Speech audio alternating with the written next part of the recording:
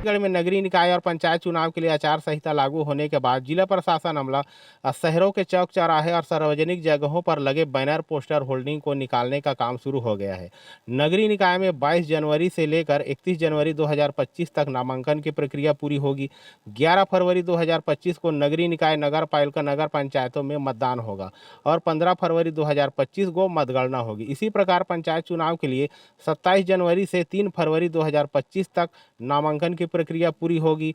पंचायतों में 3 चरणों में चुनाव होंगे। 17 फरवरी, 20 फरवरी और 23 फरवरी 2025 को चुनाव की प्रक्रिया पूरी होगी। मतगणना प्रत्येक मतदान के अगले दिन यानी 18 फरवरी और 21 फरवरी और 24 फरवरी को होगा। चुनाव आयोग की घोषणा के बाद कलेक्टर एवं जिला निर्वाचन अधिकारी आपातकालीन बैठक बुलाई गई है। इस दौरान उन्हें आदर्श आचार संहिता की जानकारी देते हुए सख्त से पालन करने का निर्देश दिया गया है। ANB न्यूज के लिए संतोष रात्रि की। आज विधानसभा परिसर में 2 दिवसीय चल रहे 85वें पीठासीन पदाधिकारी का सम्मेलन है, उसका समापन हो चुका है। आपको बताते चले कि पिछले 23 वर्ष के बाद इस तरह का आयोजन करने का, मेजबानी करने का मौका बिहार को मिला है। इस आयोजन की खास बात ये रही कि संविधान की 75वीं वर्षगांठ पे इस सम्मेलन का जो विषय रहा कि राज्य और सांसद के निकायों का योगदान किस तरीके से रहेगा सशक्त करने में। 2 दिन तक चले इस सम्मेलन में देश भर के 23 विधान मंडलों के 41 पीठासीन पदाधिकारियों ने भाग लिया। इस समापन के मौके पे लोकसभा अध्यक्ष ओम बिरला ने बताया कि बिहार जो है ज्ञान की धरती रही है और यहाँ पे इस आयोजन का होना निश्चित तौर पे संवैधानिक मूल्यों को सशक्त करने में काफी प्रेरणा देगा। सहयोगी अविनाश के साथ सुरजीत कुमार, ANB न्यूज, पटना। जिला गरियाबंद में नक्सली मुठभेड़ हुआ है और नक्सली मुठभेड़ के दौरान लगभग 20 से ज़्यादा नक्सली के मारे जाने की संभावनाएं व्यक्त की गई है। ये संभावनाएं रायपुर के IG अमरेश मिश्रा ने पुष्टि की है कि कहीं न कहीं 20 से ज़्यादा नक्सली मारे गए हैं, जिनका शव बरामद कर लिया गया है। इससे भी ज़्यादा जो नक्सली हैं वो भी मारे जाने की जो संभावनाएं हैं वो व्यक्त की जा रही है। लगभग 36 घंटों तक के चलने वाली ये नक्सली मुठभेड़ में लगभग ये तय माना जा रहा है कि कहीं न कहीं जो AK-47 है, इसके अलावा कई ऐसे जो हथियार हैं वो बरामद किए गए हैं। खास बात यह है कि उड़ीसा और राजधानी पुलिस सहित पूरे छत्तीसगढ़ के पुलिस मिलकर के यह हमला बोले हैं। इसके साथ साथ जो जलपति थे, लगभग उसके ऊपर 1 करोड़ का इनाम घोषित किया गया था, उनके भी मारे जाने की संभावना व्यक्त की गई है। अब देखने वाला विषय यह रहेगा कि क्या गुड्डू, मनोज जैसे जो नक्सली थे वो क्या मारे गए हैं या वो सरेंडर कर दिए गए हैं, यह यक्ष प्रश्न खड़ा होता है फिलहाल। लेकिन कुल मिलाकर के 20 नक्सली जाने की पुष्टि कर दी गई है। अब आगे चल करके और कितने नक्सली मारे जाने की संभावनाएं हैं यह देखने वाला विषय रहेगा। कैमरा पर्सन अरबाज के साथ अखिलेश तिवारी, ANB न्यूज, रायपुर, छत्तीसगढ़।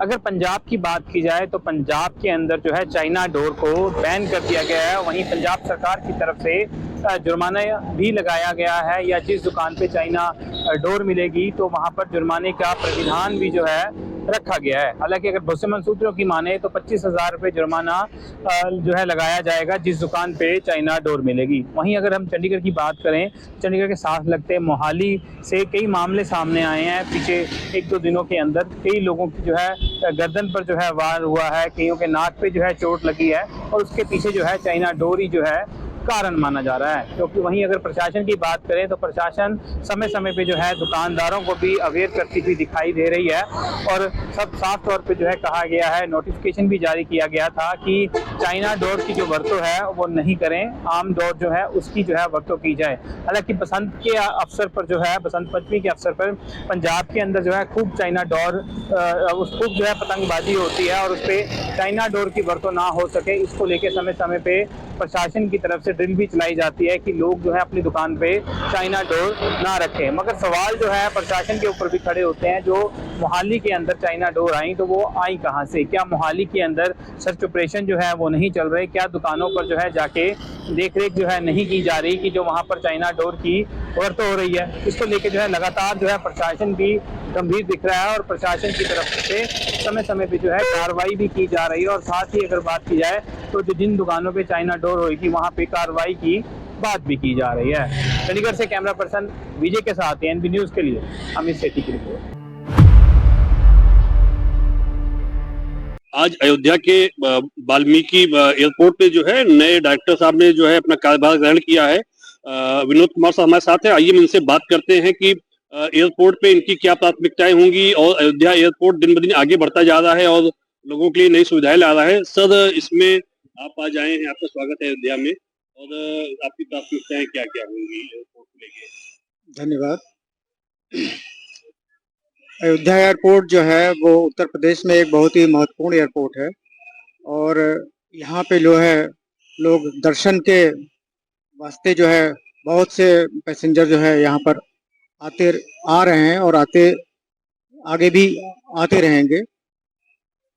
मेरा जो है प्रयास ये है कि यहाँ पे जो पैसेंजर्स के लिए जो हम फैसिलिटेशन है उसको हम काफ़ी उसमें इजाफा करें, बढ़ोतरी करें, ताकि यहाँ से जाने वाले जो पैसेंजर हैं उनको यहाँ पे एक ऐसा अनुभव हो कि उन्हें लगे कि हाँ, ये इस एयरपोर्ट पे आकर के उनको एक अच्छा महसूस हो और उन्हें एक संतोष प्राप्त हो। यहाँ पे इस एयरपोर्ट पे अभी जो है इसकी क्षमता जो है थोड़ी उतनी नहीं है कि ये ज़्यादा यात्रियों को जो है ये हैंडल कर सके। तो अभी इसका चरण 2 शुरू होगा जिसमें इसका विस्तार किया जाएगा, जिसमें रनवे का एक्सपेंशन होगा, नई टर्मिनल बिल्डिंग बनेगी और मल्टी लेवल कार पार्किंग बनेगी। तो इस एयरपोर्ट का अभी भविष्य में जो है वो काफ़ी विस्तार होना है और आगे चल के ये एयरपोर्ट जो है वो एक भव्य रूप लेगा और ये एक बहुत ऐसे एयरपोर्ट्स में गिना जाएगा जो काफ़ी उत्कृष्ट होंगे। ये थे हमारे साथ एयरपोर्ट के नए डायरेक्टर विनोद कुमार, जिन्होंने बताया कि जो है इन्होंने भी कल 20 जनवरी को यहाँ जो है अपना कार्यभार ग्रहण किया है। इनका ये कहना था कि हम आने वाले समय में अयोध्या एयरपोर्ट को आगे बढ़ाएंगे और इसमें यात्रियों की सुविधाओं को जो है पूरा ध्यान दिया जाएगा। अयोध्या एयरपोर्ट में जो भी यात्री सुविधाएं हैं या जो भी पैसेंजर हमारे आगंतुक आते हैं उनके लिए जो भी सुविधाएं होंगी उसका पूरा ध्यान रखा जाएगा और किसी को किसी प्रकार की भी कोई परेशानी नहीं होगी। अयोध्या से अपने कैमरा पर्सन शंकर के साथ राजीव सिब्बल, एएनबी न्यूज के लिए।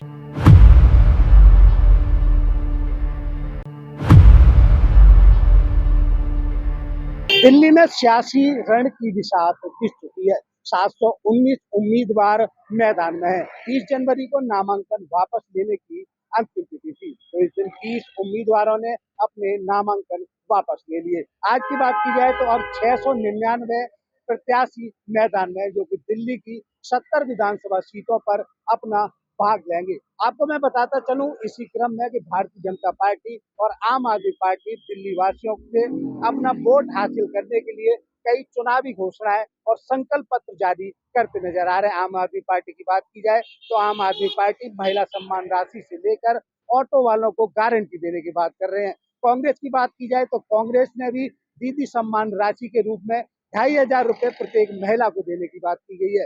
भाजपा के अनुराग ठाकुर द्वारा आज संकल्प 2 जारी किया गया, जहां पर उनका कहना था कि प्रतियोगी परीक्षाओं के लिए जो बच्चे तैयारी कर रहे हैं उनको भाजपा अगर सत्ता में आती है तो एक मुश्त 15,000 रुपए देगी।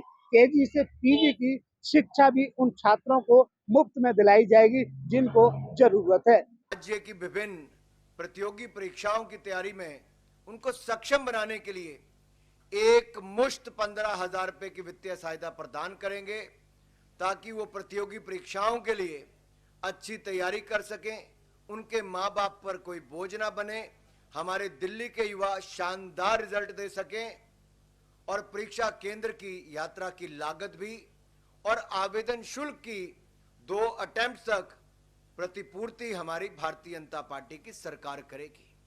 ये वायदा है हमारा दिल्ली के युवाओं से, और दिल्ली के युवाओं से कहता हूं, ये मोदी की गारंटी है जिसकी पूरा होने की भी पूरी गारंटी है। अगला मैं आपके सामने रखना चाहूंगा, हमारे अनुसूचित जाति वर्ग के, इनकी कितनी अनदेखी की है। देखना होगा कि जिस तरीके से आम आदमी पार्टी पहले फ्री की बात करती थी, चाहे वो बिजली फ्री हो या पानी फ्री हो, तो भारतीय जनता पार्टी और कांग्रेस आम आदमी पार्टी पर फ्री की रेवड़ी बांटने के आरोप लगाते हुए तंज कसते नजर आते थे। लेकिन इस बार दिल्ली विधानसभा चुनाव में फ्री सभी पार्टी करती आ रही है। अंबुज उपाध्याय, एएनबी न्यूज, दिल्ली। मैं खड़ा हूँ अभी हल्द्वानी के बीसवा स्कूल के बाद और यहाँ पर कांग्रेस प्रत्याशी ललित जोशी जो मेयर के प्रत्याशी है, उनका यहाँ पर जुलूस निकाला जा रहा है। उनकी तरफ से यहाँ पर एक शक्ति प्रदर्शन का दर्शकता किया जा रहा है और शक्ति प्रदर्शन आप देख सकते हैं हजारों की संख्या में यहाँ जो यूथ है, जो बुजुर्ग लोग हैं, जो महिला वर्ग है, वो लगातार उनके साथ है। और मैं आपको दिखाना चाहूंगा ये रैली को लगातार यहाँ पर जिस प्रकार से जो यहाँ पर हजारों की संख्या में युवक पहुंचे हैं, कि दिखाता है ललित जोशी का जनाधार और ललित जोशी का जिस प्रकार से जनाधार हल्द्वानी के अंदर बढ़ता जा रहा है, ये कहीं ना कहीं वो दिखा सकता है, भीड़ से अंदाजा लगाया जा सकता है कि कांग्रेस की स्थिति हल्द्वानी नगर निगम सीट पर मेयर को लेकर के कितनी मजबूत होती जा रही है। हजारों की संख्या में यहाँ बाइक रैली निकाली जा रही है लड़कों के द्वारा। तो युवा लोग हैं वो कहीं ना कहीं ललित जोशी के समर्थन में आ चुके हैं। आप देख सकते हैं बाइक में यहाँ पर रैली निकाली जा रही है और इस रैली का मकसद यही है कि ललित जोशी के पक्ष में माहौल बना जाए। क्योंकि आज की बात करें तो आज प्रचार का आखिरी दिन है और इस प्रचार के आखिरी दिन को यादगार बनाने के लिए ललित जोशी के समर्थन में हजारों की संख्या में लोग जुटे हैं। और आप देख सकते हैं ये सब कांग्रेस जन है और ये यहाँ पर बात की जाए तो यहाँ पर लगातार आप देख सकते हैं ये महिला वर्ग यहाँ पर लगातार ललित जोशी के समर्थन में जुटे हुए हैं। ललित जोशी का काफिला लगातार बढ़ता जा रहा है। ललित जोशी की अगर बात की जाए तो जिस प्रकार से नगर निगम चुनाव में उनका नाम आने के बाद जिस प्रकार से उनके द्वारा जो मेहनत की गई और उस मेहनत का ये फल आज दिखा सकता है कि ललित जोशी के समर्थन में हजारों की संख्या में लोग जुटे हैं। यहाँ पर ललित जोशी के समर्थन में दी गई है। यहाँ देख सकते हैं जो रैली है कांग्रेस की कितनी बड़ी यहाँ पर रैली निकाली गई है और शक्ति प्रदर्शन कहा जा सकता है कि इस रैली के दौरान कांग्रेस कर रही है अपना जनाधार दिखाने के लिए इस रैली को निकाला गया है। ललित जोशी के समर्थन में लगातार यहाँ पर हजारों की संख्या में आज लोग जुड़े हैं। ललित जोशी का जो जन समर्थन है हल्द्वानी के अंदर वो किस कदर बढ़ चुका है, जिसकी बानगी आज दिखाई जा सकती है। देखिए युवा साथी सब यहाँ पर लगातार ललित जोशी के समर्थन में है। सर तो सब एक तरफा जीत रहे हैं, भारी मतों जीत रहे हैं। आप देख सकते हैं यहाँ पर लगातार एक तरफा जीत की यहाँ पर बात की जा रही है। और ललित जोशी का देखिए, ललित जोशी यहाँ पर जनता के बीच में, ललित जोशी यहाँ पर रैली को लेकर के यहाँ पर उनका जो काफिला वो पहुंच रहा है। तमाम बड़े चेहरे ललित जोशी के साथ विधायक सुमित हृदय की बात की जाए, क्या यहाँ पर हृदय पर्वता दीपा बलूटिया की बात की जाए, प्रकाश जोशी की बात की जाए, भोला भट्ट की बात की जाए, तमाम चेहरे यहाँ पर ललित जोशी के साथ है और दिखाता है ललित जोशी का जनाधार। अब देखना होगा कि ये शक्ति प्रदर्शन कांग्रेस का चुनाव प्रचार के आखिरी दिन कितना काम यहाँ पर कांग्रेस के लिए आता है और क्या हल्द्वानी की जनता ललित जोशी को जिता करके मेयर के पद पे बैठाती है। Amit Chaudhary, ANB News, Haldwani. फतेहपुर से कानपुर आ रही बस, स्कूली बस का सड़क हादसा हो गया है, जिसमें ट्रक द्वारा एक जोरदार टक्कर मारी गई है, जिसमें 24 लोग गंभीर रूप से घायल हो गए हैं। 12 लोग इतना ज्यादा घायल हैं जिनको कानपुर के हाईलाइट अस्पताल में भर्ती कराया गया है। जी आपको बता दें, पूरी जानकारी यह है कि कानपुर के ITI आ रही बस फतेहपुर से, उसमें ट्रक से भिड़ंत हो गई है, जिसमें 24 लोग गंभीर रूप से घायल हो गए हैं। आपको बता दें कि फतेहपुर के बिंदकी राजकीय विद्यालय से कानपुर ITI बस आ रही थी, जिसमें 80 लोग सवार थे, जिसमें रोड हादसे में ट्रक ने टक्कर मार दी है।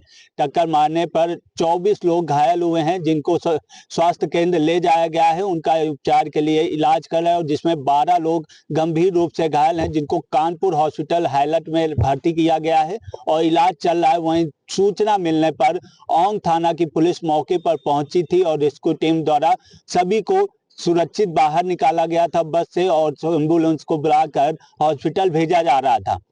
वहीं अब देखना है इस पूरी खबर में क्या इस घटना पे क्या होगा और प्रशासन क्या कड़ी कार्रवाई करता है, क्योंकि बड़ा हादसा है। छात्रों को लेकर, ये छात्र थे जिसमें ITI कानपुर ITI आ रहे थे, तभी ट्रक ने जोरदार टक्कर मारी है। देखना है इस वक्त क्या होता है। कानपुर नगर से वीडियो जर्नलिस्ट नवीन चंद्रा के साथ सत्यम गोस्वामी, NB न्यूज। कासगंज जनपद की मीनाक्षी गेस्ट हाउस में रह रहे रिटायर ADM की सिर कुचलकर निर्मम तरीके से हत्या कर दी गई। घटना की सूचना मिलते ही पुलिस के आला अधिकारी मौके पर पहुंच गए। पुलिस ने शव को कब्जे में लेकर पोस्टमार्टम के लिए भेज दिया। घटना को लेकर मृतक के परिजनों में कोहराम मचा हुआ है। वह गेस्ट हाउस में अकेले ही रहते थे। परिवार गाजियाबाद में रहता था। सदर कोतवाली क्षेत्र के गोरा निवासी रिटायर ADM राजेंद्र कश्यप मामो स्थित खुद के मीनाक्षी गेस्ट हाउस में रहते थे, जबकि उनका पूरा परिवार गाजियाबाद में रहता था। दरअसल राजेंद्र कश्यप रोजाना की तरह सोमवार की रात अपने गेस्ट हाउस में सो रहे थे। सुबह नौकर साफ सफाई करने पहुंचा तो नौकर ने उनका खून से लथपथ सब गेस्ट हाउस के टीन सेट में पड़ा हुआ देखा। यह देखकर नौकर दंग रह गया। मामले की जानकारी पुलिस को दी गई। घटना की जानकारी मिलते ही SP अंकिता शर्मा, सदर CO आंचल सिंह चौहान सहित भारी मात्रा में पुलिस फोर्स मौके पर पहुंच गए। फॉरेंसिक टीम और डॉग स्क्वाड टीम ने घटना स्थल का निरीक्षण किया। वीडियो और फोटोग्राफ सहित साक्ष्यों को एकत्रित किया गया। सेवानिवृत्त ADM की हत्या किसने की और हत्या करने की वजह क्या रही, इस बारे में अभी स्पष्ट नहीं हुआ है। पुलिस कई पहलुओं पर जांच पड़ताल कर रही है। जानकारी देते हुए कासगंज पुलिस अधीक्षक अंकिता शर्मा ने बताया कि सुबह मीनाक्षी गेस्ट हाउस में खून से लथपथ पड़े होने की सूचना मिली थी। घटना के बाद उनके शव को पोस्टमार्टम के लिए भेजा गया है। PM रिपोर्ट आने के बाद ही मौत की वजह सामने आएगी। शरीर और सिर में चोट के निशान है। खुलासे के लिए 3 टीमों को लगाया गया है। वीडियो जर्नलिस्ट अंकित पंडित के साथ मैं Atul Yadav, ANB news Kasganj. UP के प्रयागराज में त्रिवेणी संगम पे हो रहे महाकुंभ में कल उत्तर प्रदेश की योगी सरकार अपनी कैबिनेट बैठक करने जा रही है। इस बैठक में यूपी सरकार के 54 मंत्री समेत 130 VIP कहीं न कहीं शामिल होंगे और उस बैठक में उत्तर प्रदेश को नई उड़ान और विकास कार्यों से जोड़ने वाली परियोजनाओं पर उत्तर प्रदेश सरकार अपनी मोहर लगाने का काम करेगी। और ये कहा सकता है कि इस कैबिनेट बैठक में महत्वपूर्ण इसलिए है क्योंकि बनारस से लेकर प्रयागराज तक उत्तर प्रदेश की योगी सरकार धार्मिक क्षेत्र बनाना चाहती है, जिसमें उत्तर प्रदेश के 7 जिलों को जोड़ा जाएगा। साथ ही साथ बुंदेलखंड एक्सप्रेस हो चाहे पूर्वांचल एक्सप्रेस, इन सभी को लेकर, इनकी कनेक्टिविटी को लेकर और उनको विस्तार देने के लिए उत्तर प्रदेश की योगी सरकार मोहर लगा सकती है। वहीं योगी सरकार इस कैबिनेट बैठक के बाद कहीं ना कहीं संगम की त्रिवेणी संगम है उसमें कहीं ना कहीं अपना स्नान करने का काम या डुबकी लगाने का काम पूरा कैबिनेट करेगी। उस उत्तर प्रदेश की इस कैबिनेट में 54 मंत्री समेत सभी स्वतंत्र प्रभार और राज्य मंत्री कहीं ना कहीं शामिल होंगे। ये बैठक काफी महत्वपूर्ण मानी जा रही है। उत्तर प्रदेश ये पहली बार नहीं है जब उत्तर प्रदेश की मुख्यमंत्री योगी आदित्यनाथ ने इससे पहले 2019 में कुंभ में, अर्ध कुंभ में कहीं ना कहीं अपनी पूरी कैबिनेट के साथ स्नान किया था। तो वहीं कल कैबिनेट बैठक में करने के बाद उत्तर प्रदेश की मुख्यमंत्री योगी आदित्यनाथ समेत सभी मंत्री संगम में डुबकी लगाने का काम करेंगे। और ये कहा सकता है कि एक कहीं ना कहीं एक साफ तौर पर एक संदेश देने का भी काम उत्तर प्रदेश के मुख्यमंत्री योगी आदित्यनाथ उत्तर प्रदेश की जनता को करेंगे। कैमरा पर्सन सौरभ साथ में सिंह, ANB न्यूज, लखनऊ। 24 नवंबर को शाही जामा मस्जिद का एक सर्वे किया जा रहा था कोर्ट के आदेश पर। साथ ही उस समय 24 नवंबर को कुछ लोगों ने जो है बवाल मचाना शुरू कर दिया, विरोध करना शुरू कर दिया। साथ ही 5 लोगों की मौत हो गई। अब इसमें एक आयोग की टीम जो है गठित की गई है। साथ ही आज 3 सदस्यीय टीम यहाँ पर जो है लोगों से जानकारी लेने पहुंची। साथ ही जहाँ हिंसा हुई थी वहां भी आज पहुंची और यहाँ पर लोग लिखित रूप से अपनी जानकारी दे रहे हैं कि इसमें क्या हुआ था। लगातार यहाँ पर 1 दिसंबर को भी यहाँ पर एक टीम आई थी जो कि 2 सदस्यीय टीम थी, आयोग की टीम की तरफ से आई थी। उस समय भी यहाँ पर जो है लोगों के जो है जानकारी ली गई थी, साथ ही अधिकारियों से जानकारी ली गई। लेकिन आज 4 बजे तक जो भी अपनी जानकारी हिंसा से संबंधित देना चाहता है, दे सकता है। मैं चरण सिंह, कैमरा पर्सन के साथ, ANB संभल। बलिया पुलिस और सर्विलांस टीम को आज बड़ी सफलता प्राप्त हुई है। टीम ने 58 मोबाइल बरामद किया है, जिसकी कीमत करीब 12.5 लाख रुपये बताई जा रही है। पुलिस अधीक्षक ओमवीर सिंह ने प्रेस कॉन्फ्रेंस करके बताया कि किन्हीं कारणों से जो लोगों के मोबाइल गुम हो गए थे, आज उनको सुपुर्द किया गया। लोगों के चेहरे पे खुशियाँ दिखाई दी जब वितरण किया गया मोबाइल स्वामियों के बीच, तो उनके चेहरे पे खुशियाँ दिखाई दी। उन्होंने पुलिस अधीक्षक ने बताया कि ये विगत कुछ महीनों में जिसके मोबाइल गुम हुए थे, उसी मोबाइल को ये टीम ने खोज निकाला और सभी के मोबाइल लौटाए हैं। ANB News JP Tiwari Ballia. Uttar Pradesh के भदोही जनपद में जहां पर्यावरण प्रदूषण को लेकर के सरकार तमाम हथकंडे अपना रही है कि प्रदूषण किसी भी प्रकार का न हो, लेकिन वहीं भदोही शहर के बीचों बीच देखा जाए तो तमाम कालीन कंपनियां जो कि डाइंग प्लांट का काम करती हैं और आग उगलती नजर आती हैं, और इनमें से उगलता है जहर। जो इन चिमनियों से धुआं निकलता है वह जहर के रूप में होता है। और विशेष करके देखा जाए तो यहाँ पर्यावरण की सुरक्षा के दृष्टिगत इनको शहर से बाहर होना चाहिए, लेकिन यह कंपनियां शहर के बीचों बीच बनी हैं, जिससे कि यहाँ जो डाइंग प्लांट से जहरीला धुआं निकलता है वह काफी हानिकारक होता है। क्योंकि इसमें जो रंग करने के लिए यानी कि कलर बदलने के लिए या कलर करने के लिए जो भी रसायन का उपयोग किया जाता है, उससे पकाने में धुएं का जो कोयला होता है, कोयले का उपयोग किया जाता है, और उस कोयले से जो गैस निकलती है वो सीधे हवा में घुलती है। जैसा कि नज़ारा हम आपको दिखा रहे हैं तस्वीरों में कि जिस तरह से यहाँ एक डाइंग प्लांट का धुआं बाकायदा निकल रहा है और आसपास तमाम जो कि हरे भरे वृक्ष हैं वह उन वृक्षों पर अपना बुरा असर डाल रहा है। और वहीं बात की जाए तो थोड़ी ही दूरी पर एक बाकायदा आवासीय कॉलोनी भी बसी हुई है और स्कूल भी बसा हुआ है, लेकिन उसके बावजूद भी इस पर पर्यावरण प्रदूषण नियंत्रण विभाग नहीं देता है ध्यान। आखिर क्या है ऐसी बात कि प्रदूषण नियंत्रण बोर्ड इन मामलों की करता है अनदेखी और कैसे दे देता है नो ऑब्जेक्शन सर्टिफिकेट इन कंपनियों को संचालित करने का।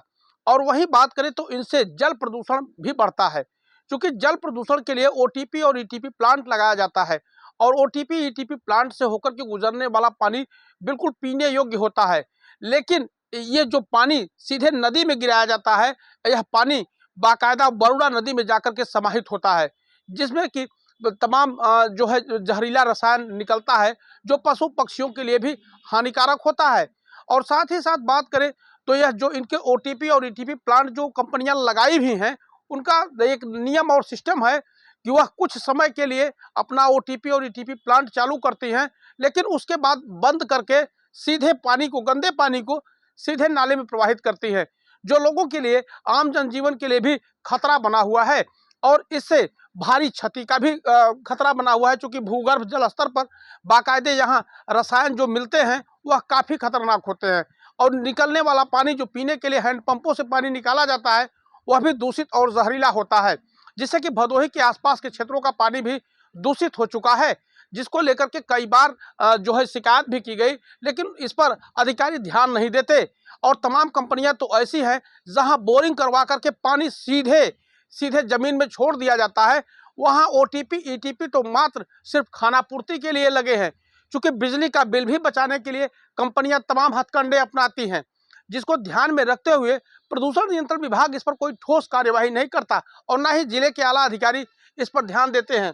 चूंकि भदोही जिले से होकर के गुजरने वाली है बरुड़ा नदी, बरुड़ा को आज गंगा के नाम से भी जाना जाता है, लेकिन भदोही की बरुड़ा नदी की स्थिति देखेंगे तो वह गंदे नाले में तब्दील हो चुकी है।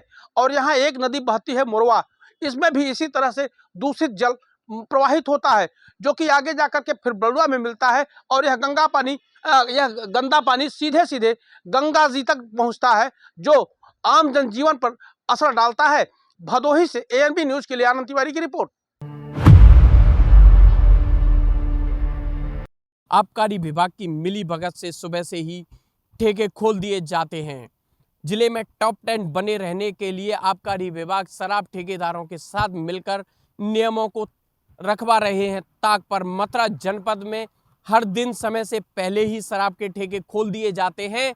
आपको बता दें, शराब के ठेकों का खुलने का समय सुबह 10 बजे से करीब रात के 10 बजे तक होता है। आबकारी विभाग आराम से चैन की नींद सो रहा है। नियमों को ताक पर रखकर शराब के ठेका संचालक करने वाले ठेकेदार पर कार्रवाई नहीं हो पाती। आप तस्वीर में साफ देख सकते हैं किस तरह शराब के ठेके का आधा शटर खोलकर शराब की बिक्री की जा रही है। आपको बता दें, थाना यमुना पार के लक्ष्मी नगर तिराहे के पास मथुरा दाऊजी रोड पर यह शराब का ठेका स्थित है।